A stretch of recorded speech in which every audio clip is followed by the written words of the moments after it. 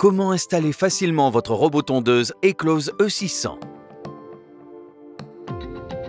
L'emballage contient votre robot tondeuse Eclose E600, une station de charge, un bloc d'alimentation avec son fil de 10 mètres, un câble périphérique de 100 mètres, une règle en carton détachable, 6 piquets, 200 chevilles de fixation, 4 bornes de connexion, 6 lames de rechange avec vis. Vous aurez besoin d'une pince à dénuder, d'une pince coupante, d'un maillet, d'une pince multiprise, ainsi que des gants de protection. Avant de débuter l'installation, il est conseillé de tondre votre gazon. Et pour vous faciliter celle-ci, faites un croquis de votre jardin en y faisant apparaître la zone à tondre et en y indiquant les endroits où se trouvent des obstacles et les arbres qui devront être contournés. Matérialisez également l'emplacement de la station de charge.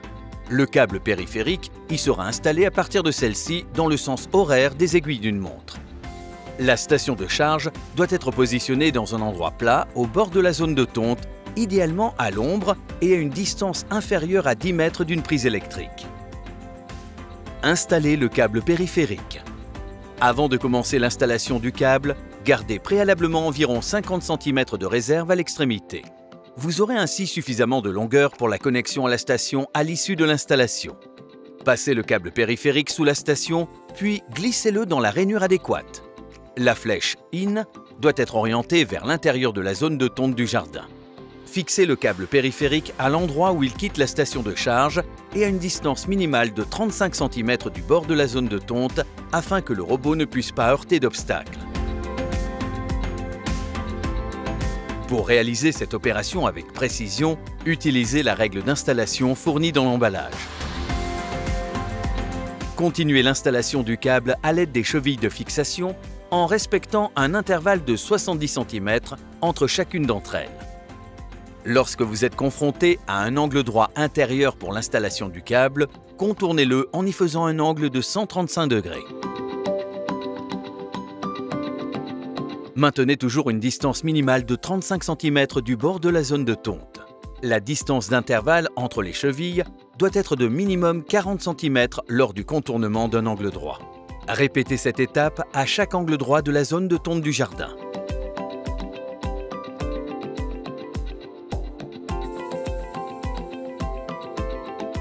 En cas d'obstacle, comme par exemple un arbre, vous devez créer un contournement autour de celui-ci à l'aide du câble périphérique. Ainsi, le robot tondeuse évitera tout contact avec cet obstacle. Avant de commencer à poser le câble périphérique autour de l'obstacle, veillez à ne pas enfoncer complètement la première cheville dans la terre afin de pouvoir y insérer le câble revenant de l'obstacle. Positionnez la première cheville à une distance minimale de 35 cm au bord de l'obstacle.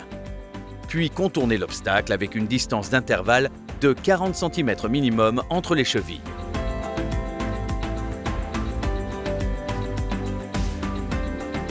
Une fois l'obstacle contourné, passez le câble dans la première cheville que vous n'avez préalablement pas enfoncée entièrement dans la terre.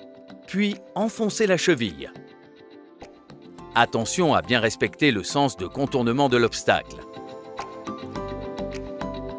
Placez les câbles aller et retour parfaitement bord à bord à l'aide des chevilles sans jamais les croiser. Dans le cas où il serait nécessaire de rallonger le câble périphérique, utilisez une borne de connexion fournie dans le carton de votre robot tondeuse. Celle-ci peut aussi être utilisée pour réparer une coupure de câble. Insérez chaque extrémité du câble dans un des trous de la borne de connexion, puis serrez à l'aide d'une pince multiprise jusqu'en butée. Une fois que vous avez installé le câble périphérique tout autour de la zone de tonte et que vous êtes sur le point de rejoindre la station, créez une boucle en forme de rectangle derrière celle-ci à l'aide du câble. Cette boucle rectangulaire de 30 cm par 24 cm est nécessaire pour empêcher que le robot vienne en contact avec la station de charge. Enfin, positionnez la station de charge à 2 cm du rectangle. Il est conseillé à ce moment précis d'effectuer une vérification complète de la pose du câble en vérifiant précisément que ce dernier soit bien tendu et surtout plaqué sur le sol sur toute la longueur. Branchez la station de charge. Enlevez le couvercle à l'arrière de la station de charge. Insérez les câbles dans les connecteurs bleus et serrez-les à l'aide de la pince multiprise jusqu'à entendre un clic. Coupez les extrémités des câbles après les connecteurs bleus à l'aide d'une pince coupante, puis raccordez les bornes. Raccordez le câble périphérique passant sous la station de charge au pôle positif et l'autre extrémité du câble au pôle négatif. Raccordez le bloc d'alimentation, puis remettez le couvercle en place. Branchez le bloc d'alimentation à la prise électrique. Si l'ensemble des connectiques a été respecté, un voyant vert s'allumera à l'arrière de la station. Vous pouvez maintenant placer le robot sur sa station de charge. Après la mise sous tension, chargez complètement le robot avant la première mise en service. Configurez le robot. Pour configurer le robot tondeuse, ouvrez le capot.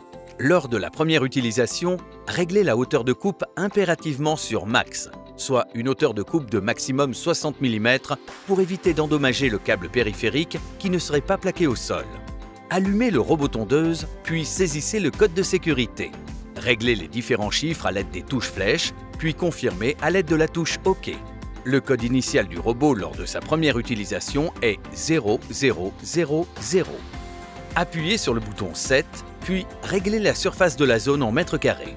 Augmentez ou diminuez la valeur à l'aide des flèches, puis confirmez à l'aide de la touche OK. Appuyez sur le bouton 7, puis réglez l'heure du robot tondeuse et confirmez à l'aide de la touche OK. Appuyez sur le bouton de démarrage Start. Le robot quitte la station de charge et effectue une reconnaissance de la surface de tonte. Laissez le robot effectuer cette étape jusqu'à ce qu'il retourne seul à la station de charge. Une fois le robot connecté de nouveau à la station, ouvrez le capot et appuyez sur la touche Start. Le robot quitte une nouvelle fois la station et commence l'opération de tonte. Cela signifie que la station est bien positionnée.